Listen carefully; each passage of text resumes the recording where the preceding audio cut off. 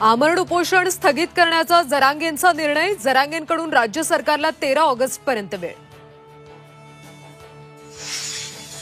वादग्रस्त आयएएस अधिकारी पूजा खेडकर अजूनही नॉट रिचेबल. जबाब नोंदवण्यासाठी पुण्यातही हजर नाही तर मसुरीच्या प्रशिक्षण केंद्रातही गैरहजर.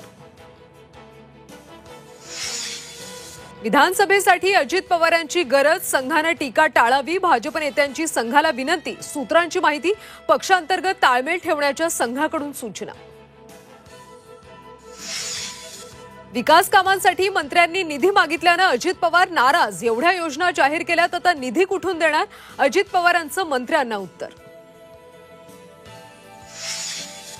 इंडिया आघाडीचं आज दिल्लीमध्ये आंदोलन. अर्थसंकल्पाच्या विरोधात निदर्शनं करणार.